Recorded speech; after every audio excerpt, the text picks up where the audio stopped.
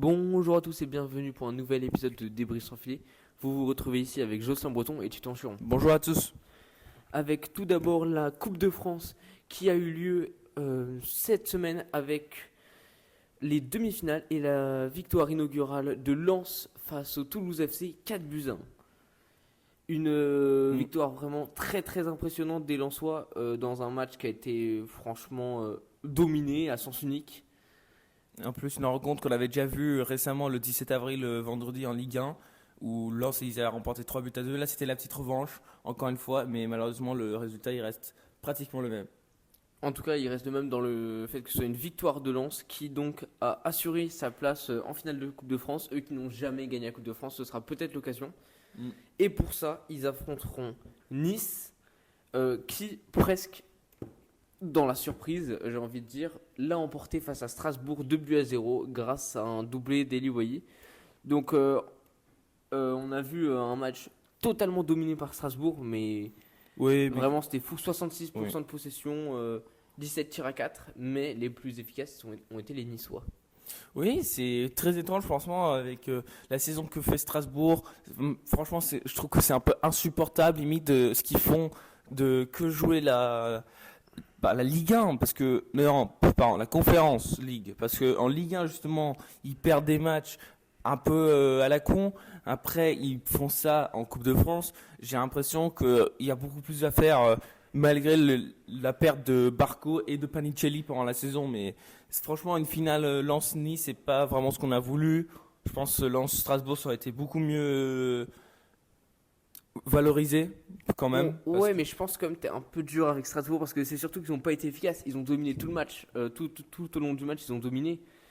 Ils ont beaucoup plus de tirs, beaucoup plus d'occasions, mais c'est surtout qu'ils n'ont pas réussi à être efficaces. Et c'est là où on voit d'ailleurs le manque de Panicelli. Oui, c'est ça. Justement, c'est très décevant qu'on va voir une équipe comme Nice beaucoup moins fort, on va dire, que genre la meilleure équipe n'est pas la vainqueur de cette rencontre, n'est pas le vainqueur. Oui, c'est sûr. C'est ça le problème. Et certes, c'est bien joué à Nice. Franchement, ils font une mauvaise saison. Peut-être la Coupe de France, c'est justement ce qui leur faut pour se relever le moral, peut-être garder l'espoir, faire une compétition européenne, même si on sait la France ne veut pas ça. Mais c'est pas grave. Mais peut-être c'est ce qu'il faut pour leur remonter le moral. Parce que quand même, l'effectif il est pas mauvais. Le coaching, bon, il est un peu moyen. Mais il y a des choses à faire. Mais depuis un très bon moment maintenant, c'est la descente infernale. Ouais, pour Nice. Mais on a également du coup en France eu la Ligue 1 avec, comme on l'a dit, du coup Lens qui s'est imposé face à Toulouse 3-2, mais aussi Lorient qui s'est imposé à domicile toujours imprenable face à Marseille 2-0. Ouais, là on va quand même faire un gros point pour classement car ça fait un petit moment et nous sommes à la 29e journée. Marseille se voit 6e. 6e, c'est très très très grave pour un club qui a des joueurs comme Greenwood, Rochbert. Franchement, c'est énorme. Non, c'est énorme. 6e, mais surtout extrêmement serré. Parce que c'est là où on va voir. Oui, absolument. La course à l'Europe, par contre, va être magnifique. Ouais, et la course qui a été jouée qui a eu beaucoup de changements grâce à des rencontres peu favorables par les clubs du top 6. Et voir aucun résultat est tourné du côté où les gens pensaient y aller. Parce qu'on a eu 4 matchs nuls d'affilée après.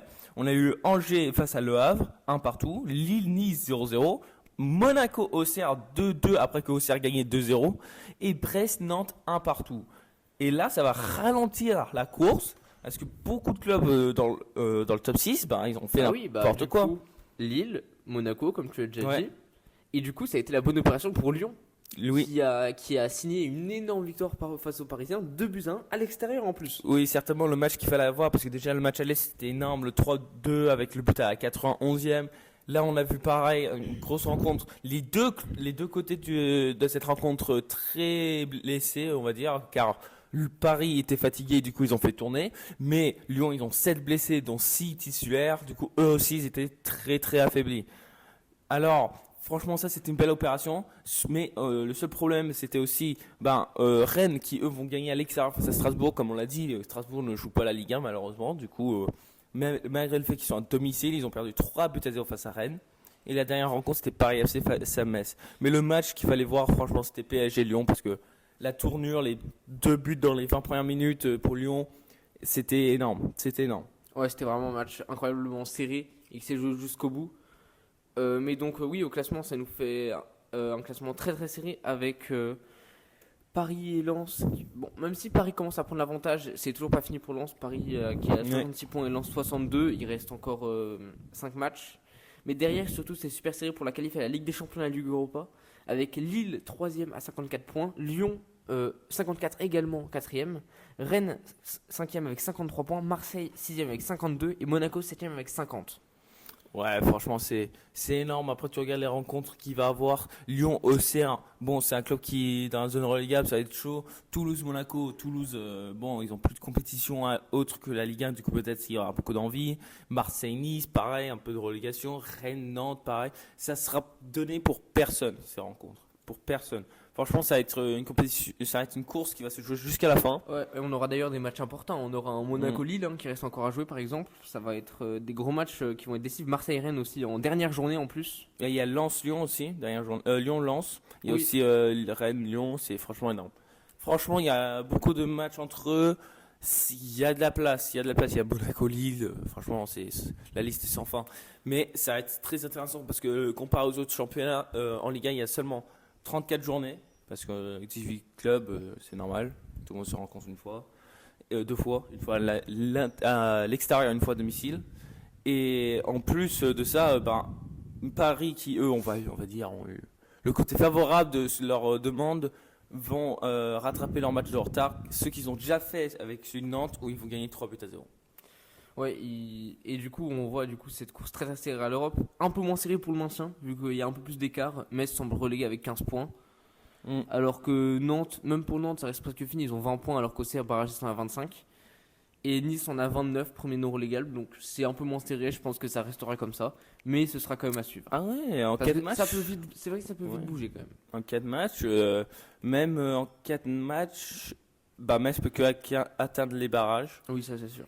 Mais je crois que ça va être un peu dur. Mais ça, c'est pas grave. Mais on verra comment ça va se terminer là. Parce que surtout, il faut aussi garder un coup d'œil en Première Ligue. Parce que là, c'est là où il y a eu un changement pour le titre. Avec bien sûr les matchs. Avec le match à suivre.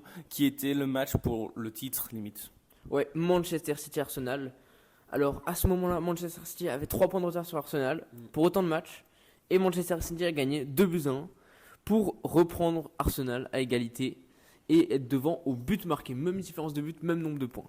Ouais, mais en plus, franchement, le but que marque Arsenal, encore une fois, c'est un but un peu sur une erreur de Donnarumma. Il reconnaît l'erreur, mais franchement, être pour la course au titre et quand tu joues les deuxièmes, t'arrives même pas à avoir une vraie grosse occasion. J'ai l'impression, genre, c'était vraiment décevant. Franchement, Arsenal, en regardant ce match, c'est très dommage. C'est franchement dommage pour Arsenal car encore une fois, ils vont dominer le championnat pendant 6 mois à peu près pour encore une fois le lâcher tomber. Certes, c'est une belle opération pour les clubs français car pour Cherki surtout qui va un peu représenter la Ligue 1 on va dire et pour d'autres joueurs comme ça, mais beaucoup de gens je pense veulent City gagne au-dessus de Arsenal, mais quand même malheureusement pour Arsenal je crois que leur malédiction va continuer. Ouais, je trouve que c'est vraiment dommage pour eux.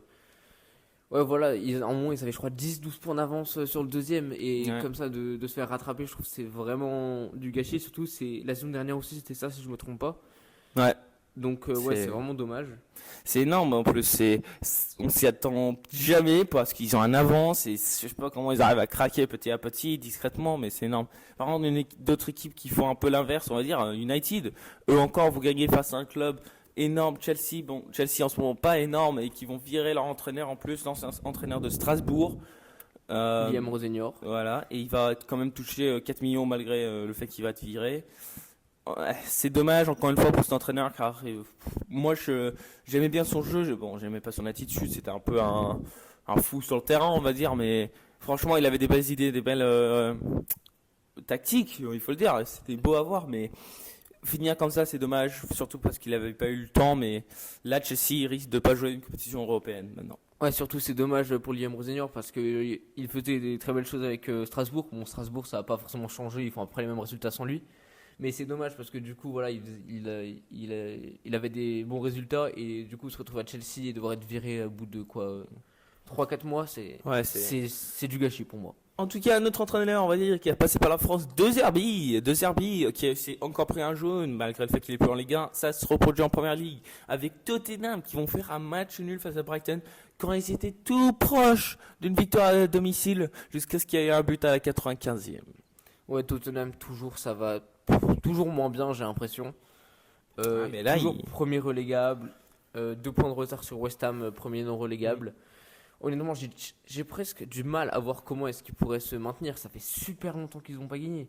Non, mais La je dernière crois fois qu'ils ont gagné en Première Ligue, c'était il y a en très Première Ligue, longtemps, c'était il y a quelques longtemps. mois, 2 mois, 3 mois.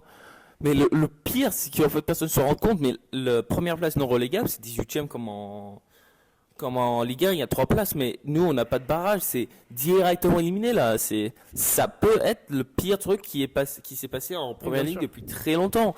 Parce que quand même, ils ont un gros stade, ils ont une grosse ambiance, c'est un bon club historique un peu. Qui est quand même. imposé vraiment depuis longtemps en Première Ligue. Ouais, franchement, c'est une perte, mais énorme. On l'a vu en Ligue 1 avec les descentes de Bordeaux, les descentes de Saint-Etienne, plein d'autres clubs comme ça.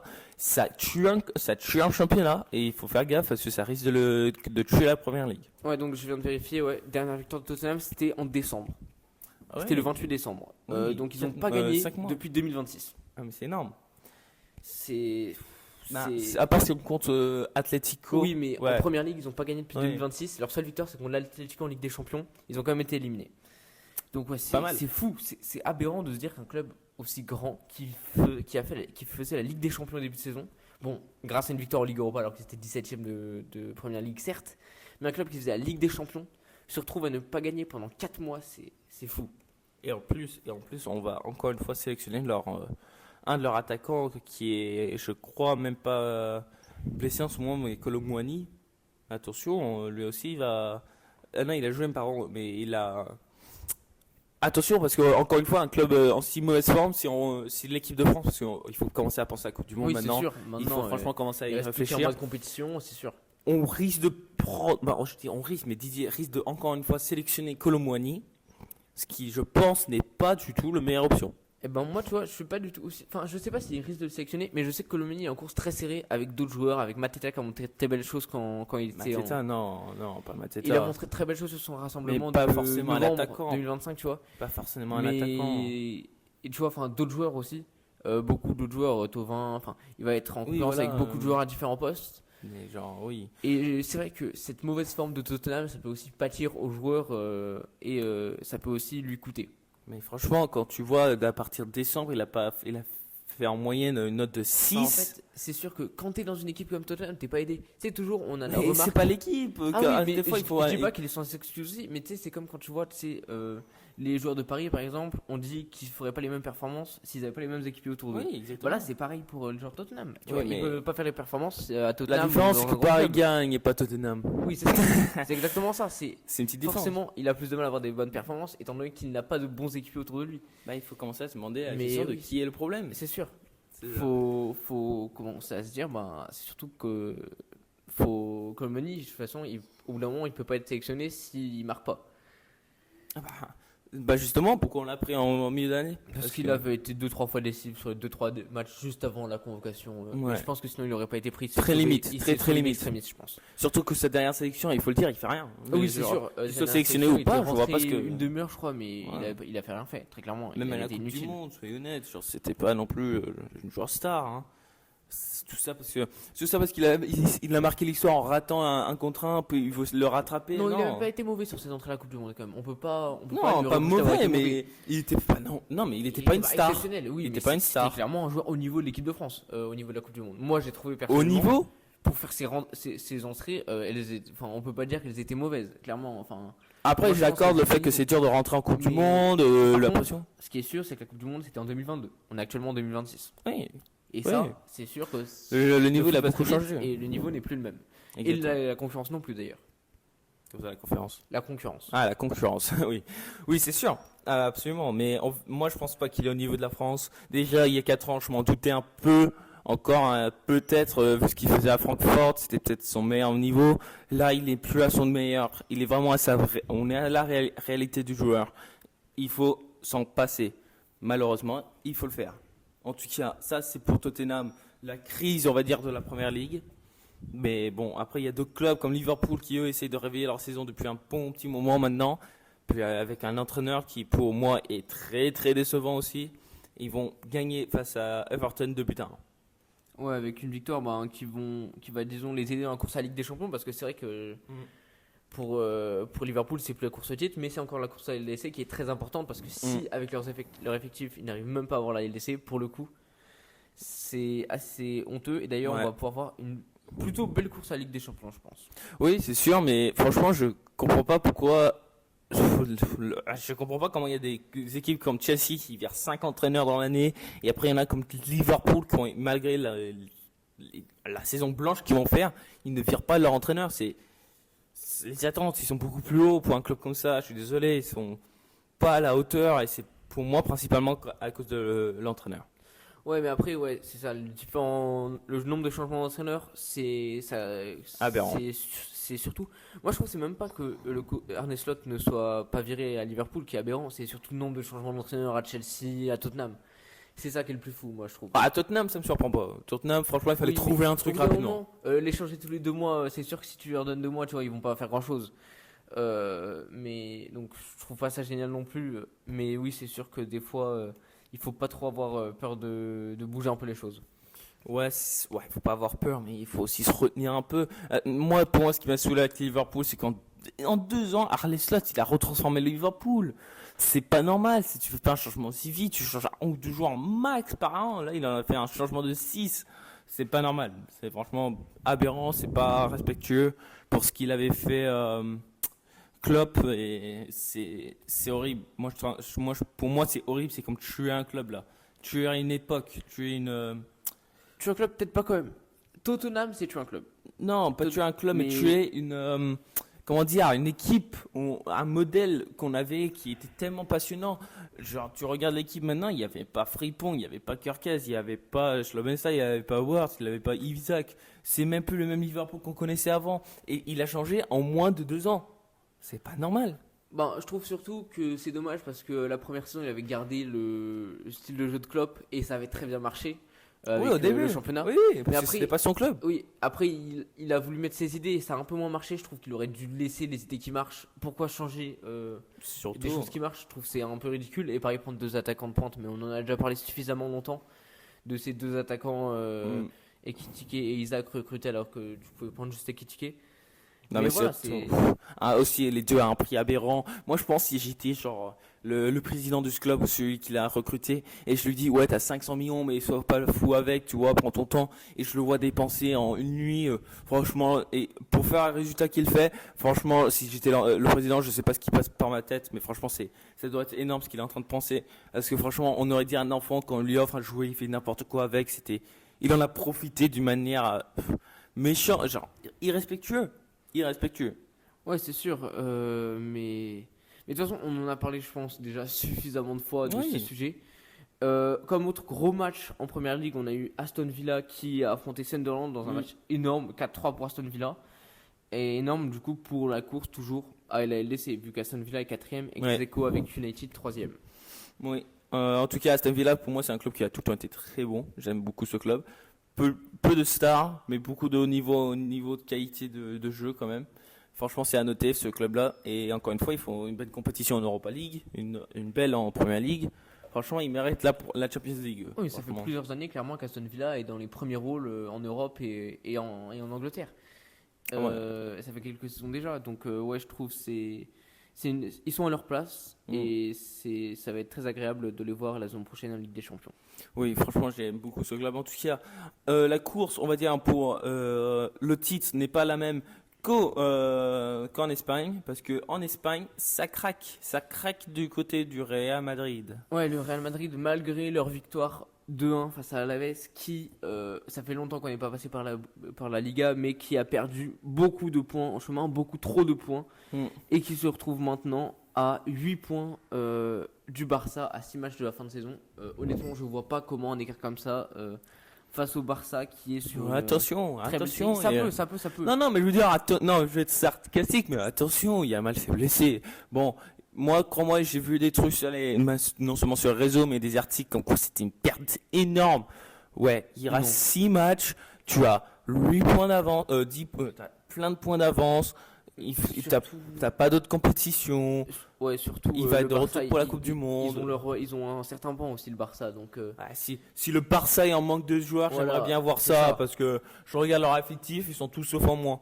Et crois-moi, ça va pas être la plus grosse perte qu'il croit. Moi, je pensais s'il allait rater la Coupe du Monde, là, ça allait être une perte, mais il va être de retour calmement pour la Coupe du Monde. Il va rater 6 matchs en tout, il faut se calmer, ça arrive. Par contre, j'aime bien la passion parce qu'il sait qu'il est blessé sur le moment, c'est très triste. Je suis sûr, il fait une saison de fou. Rater la fin de saison, c'est très dommage, mais c'est le foot. C'est dommage, ça arrive à tout le monde de se blesser un peu. Heureusement, moi, limite, je dis, il a de la chance, il se prend un petit coup comme blessure. Oui, ça voilà. va, 6 matchs. C'est vrai qu'il a de la chance dans ce sens où il sera là pour la Coupe du Monde. Et Voilà. clairement, tu préfères quoi? Rater 6 matchs de Liga ou rater la Coupe du Monde? 6 matchs de Liga qui n'ont même pas de course. Oui, voilà. N'ont Sachant pas encore que, de course. Voilà, Franchement, il y de la a eu place. 8 points d'écart. Dernière défaite de Barcelone en Liga, c'était en février. Voilà. C'est à plus de 2 mois. Donc, franchement, moi, je pense que le Real est bien parti pour faire une petite saison blanche. Ça c'est sûr, hein, franchement il faut. Mais moi je suis pas trop surpris que d'autres seraient, parce que franchement la manière dont est géré ce club, il est juste pourri. Hein. Ils accusent les joueurs quand là c'est vraiment que le coaching qui a, certes tu as plusieurs stars qui est trop dur à gérer, mais aussi t'as pas de vrai coach qui ne sait pas établir un vrai style de jeu. Et quand tu vois Mbappé jouer en pointe, Vinicius à gauche et après Bellingham en 10, c'est trop star. Tu peux pas faire avec. Tu peux pas. Juste le Real là, ça fait depuis le début de saison avec Xabi Alonso, puis maintenant Arbeloa. Dans un effectif comme ça, tu peux pas avoir n'importe quel coach. Il faut avoir un coach qui sait gérer les égos. Il faut avoir un coach de grosses équipes. Tu peux pas avoir un coach qui sort de l'équipe réserve. C'est très compliqué. Mais ça peut exister, mais c'est très compliqué pour un coach qui sort de l'équipe réserve de s'imposer dans un vestiaire où tu as des champions du monde, des 3e du Ballon d'Or, 4e du Ballon d'Or, des champions d'Europe. C'est pas possible.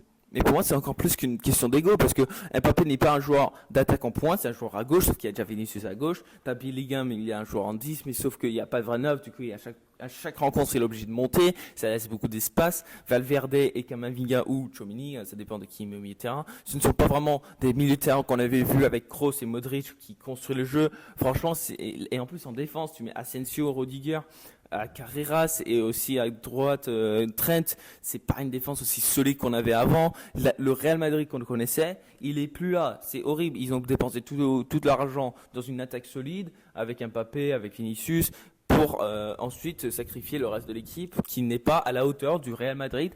Et accuser les joueurs, pour moi, c'est irrespectueux. Ce n'est pas le fait que ce soit les joueurs le problème, c'est le coaching, il faut le dire. Le coaching et aussi la stratégie de recrutement, du coup, parce que comme tu l'as dit, ils ont tout fait pour avoir une attaque solide. Et en plus, ils l'ont mal fait, puisqu'ils n'ont pas de vrai attaquant de pointe.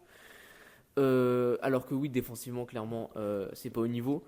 Le vrai niveau de recrutement, on va dire, c'est le Bayern qui ont recruté Kane à vrai neuf pour remplacer Lewandowski, parfait. Ils l'entourent avec Dia cette saison, magnifique. Ils l'entourent avec Olise, Musiala qui est de retour en 10. Ça, c'est une équipe bien structurée et on voit leurs résultats car ils sont maintenant en finale de leur coupe qu'on a vu cette semaine. On va pas trop y aller dessus parce que c'était face à Leverkusen 2-0. Mais franchement, Bayern, c'est une opération réussie. Le Real, on va voir ce qu'ils vont faire pendant cet été, mais je sens que ça va être très très dur. Très dur. Oui, c'est sûr. Et en tout cas, bon, en Liga, pour le coup, la course à l'Europe n'est pas très serrée. À la Ligue des Champions. Atlético, ils ont perdu. C'est vrai. 3-2. Disons que tous les clubs ont de la marge. Ça peut encore se passer, mais tous les clubs ont au moins un match de marge. C'est dans ce sens-là où je dis que c'est pas la course la plus serrée. Parce que quand tu vois par exemple en Liga où tu as 5 clubs qui se tiennent dans 4 points, là c'est pas la même chose. Il y a toujours 5 points d'écart, 7 points d'écart entre les clubs, entre Villarreal et Atlético, entre l'Atlético et le Betis. Disons, moi je trouve la place qui est vraiment serrée, c'est la place pour la Ligue Conférence. T'as Real Tafé et le Celta Vigo à 44 points, t'as l'Athletic Bilbao à 41. Ouais, c'est sûr, c'est dur, mais quand même, il faut pas lâcher le regard envers le top 8. Parce que quand même Real Sociedad est déjà en Europa League grâce à leur victoire face à Atlético, mais surtout genre le Celta et Getafe, ils vont aller chercher la place de Betis quand même. Oui, ça va être compliqué à aller chercher avec 6 points de retard en 6 matchs restants, pardon. 6 matchs restants, c'est 6 points de énorme. retard. Ouais, c'est vrai que Il y a le temps. tout peut encore se passer. même s'il y a quelques écarts. Du coup, on espère vous revoir la semaine prochaine pour en parler de ces écarts et de comment vont se dérouler la fin des championnats et des restes des compétitions avec la Ligue des Champions qui revient. Au revoir à tous. Au revoir à tous.